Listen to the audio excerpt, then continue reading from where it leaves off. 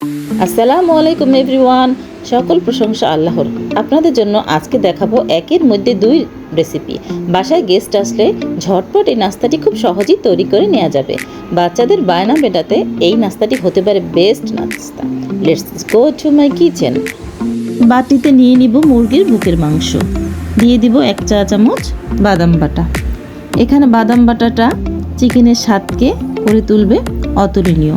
দিয়ে দিব মরিচের গুঁড়ো, গরম মশলার গুঁড়ো, স্বাদ মতো লবণ, গোলমরিচের গুঁড়ো, টমেটো সস, সয়া সস, লেবুর রস মেখে এক পাশে রেখে দিব।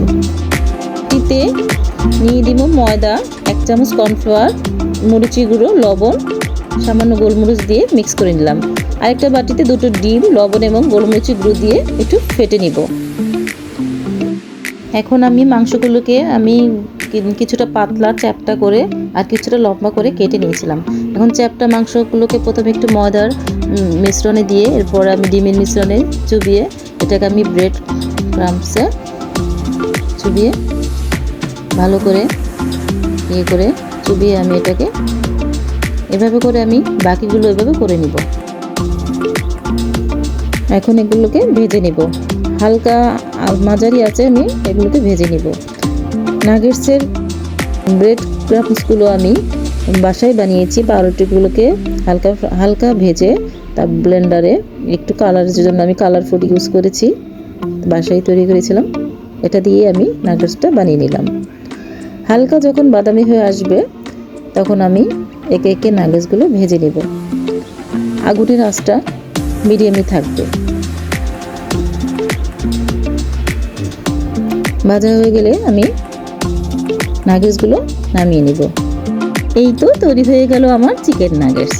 এখন থেকে যাওয়া চিকেনগুলোর মধ্যে বাকি থেকে যাওয়া ময়দার আর ডিমের মিশ্রণগুলো চিকেনের ভিতরে দিয়ে দিব। এখন আমি ময়দাগুলো আর ডিমের মিশ্রণগুলো একসাথে মিক্স করে হাতের সাহায্যে ভালো করে মিক্স করে নিব। ভালোভাবে হাতের সাহায্যে মিক্স হয়ে গেলে এর ভিতরে দিয়ে দিব আবার করে নতুন করে একটু টমেটোর সস দিয়ে হাত দিয়ে মিক্স করে নিব। এখন আমি চুলায় এগুলোকে ভেজে নিব।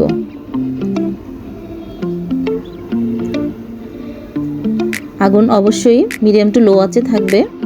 লাল করে আমি এটাকে ভেজে নিব। এই তো ভাজা হয়ে গেল।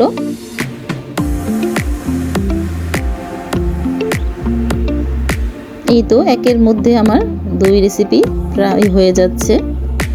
এখন চিকেন নাগেটস আর চিকেন ফ্রাইয়ের সাথে খাওয়ার জন্য চাটনি বানানোর পালা। 1 মিনিটের মধ্যে আমি চাটনিটা বানিয়ে ফেলবো। তো তেঁতুলের ভিতর বিট লবণ দিয়ে স্টকটাকে একটু টমেটো সসের মধ্যে দিয়ে দিব চিলি ফ্লেক্স আর 1/2 চামচ চিনি।